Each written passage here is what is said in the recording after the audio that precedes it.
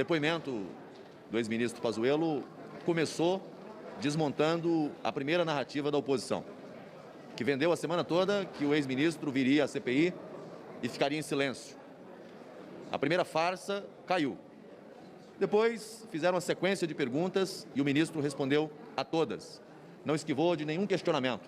Portanto, na minha avaliação, as respostas do ministro com relação à gestão no Ministério da Saúde, ela espanca as acusações, traz luz aos fatos e de sorte que acho que sepulta as acusações infundadas feitas até aqui com relação ao enfrentamento à pandemia.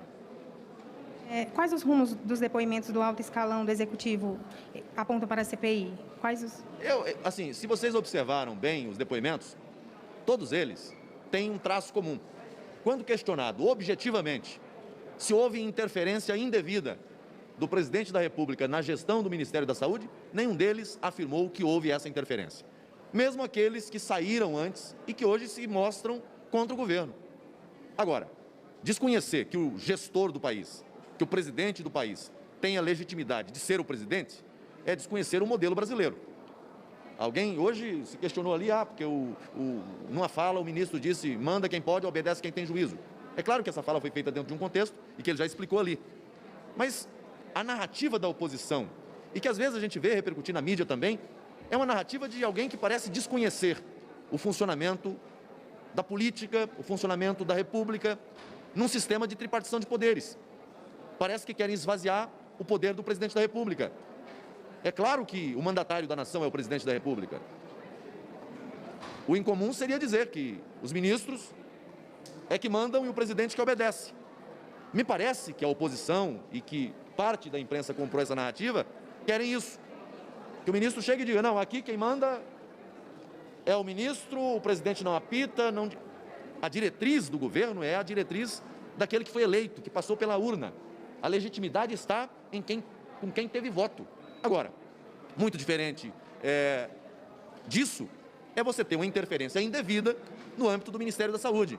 Não tentam imputar isso ao presidente o tempo todo. Por quê? Porque o relator e a oposição já têm uma sentença debaixo do braço desde o início dessa CPI. Querem apenas confirmar a sua narrativa e não conseguem. Até agora não encontraram provas, evidências. Se quiserem, terão que fabricar, porque nenhum ex-ministro e nem o atual ministro confirmaram a narrativa que a oposição tenta vender à sociedade. Obrigada, senador. Oi, senador, boa tarde. Senador, o ex-ministro ele entra em algumas contradições. Quando ele fala, por exemplo, da Coronavac, e foi público a desautorização da assinatura do contrato de intenção com a Coronavac. Quando ele fala também sobre o aplicativo, dizendo que é protótipo, sendo que também foi público o lançamento, ele inclusive estava lá em Manaus durante o lançamento. Esse tipo de contradição atrapalha o governo, atrapalha a narrativa do governo? Ele falou algo ali que não sei se vocês observaram, né?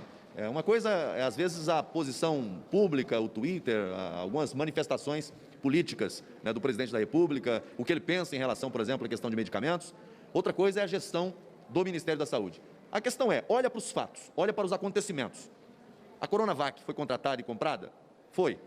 Está sendo distribuída aos brasileiros? Está. Qual fato diferente disso a oposição tem para apresentar na CPI?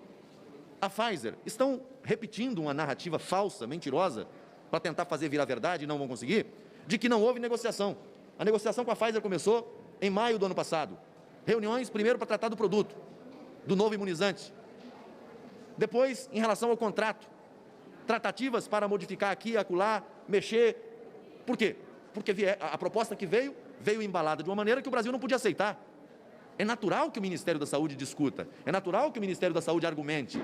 Aí vai dizer, não, mas não teve resposta. A resposta primeira foi dada à Pfizer quando o Ministério assinou o termo de confidencialidade. E isso aconteceu ainda no mês de julho. Mas a narrativa diz que não tem negociação. A narrativa diz que não tem tratativas. Bom, quem quer acreditar numa fantasia, não olha para o processo. Quem olha para o processo, encontra as respostas que precisa e passa a verdade para a população. A própria Pfizer, quando questionada, o representante da Pfizer, quando questionado, disse, olha, as tratativas aconteceram.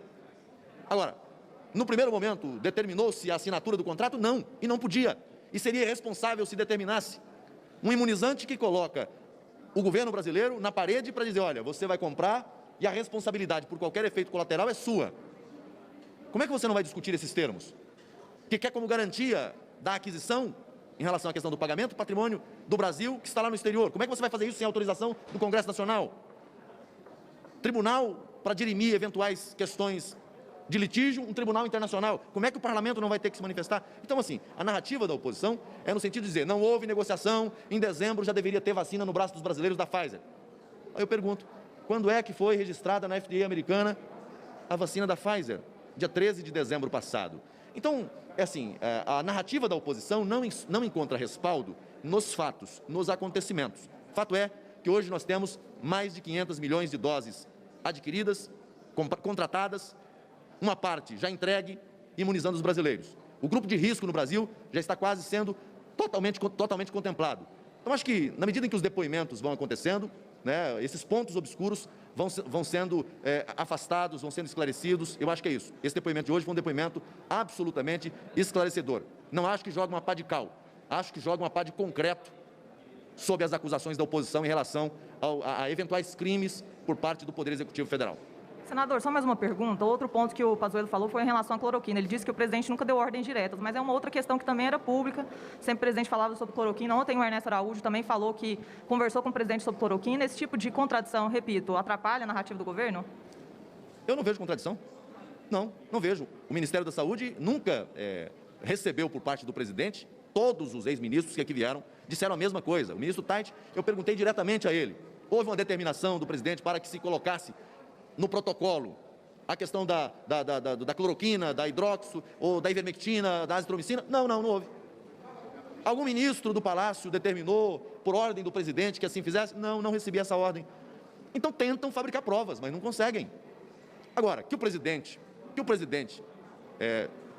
defendia e falou sobre esse assunto, aí é uma questão pública. Agora, o interessante é que na CPI querem colocar a cloroquina como a vilã da pandemia. O problema da pandemia não é a cloroquina. É muito perigoso o que estão falando, porque daqui a pouco as pessoas vão querer jogar a cloroquina fora e vão enfrentar o vírus. Porque estão esquecendo que o problema do Brasil é a Covid-19. E estão tentando vender para a população que o problema é a cloroquina. Só que esquecem de olhar para os fatos, para os comportamentos, para o que aconteceu no Brasil afora. Governadores de norte a sul, de leste a oeste, pedindo e usando a cloroquina. E aí, nós vamos convocar todos os governadores aqui que compraram cloroquina, que adquiriram cloroquina e deu para o seu povo? No momento em que você não tem um medicamento próprio, específico, para oferecer à população, e que médicos acreditam que esse tenha uma boa resposta, nessa guerra a gente luta com as armas que tem. Eu não sou defensor de medicamento A ou B, nunca fiz essa defesa. Agora, eu sou um defensor da liberdade, da autonomia do médico em receitar medicamentos para o paciente.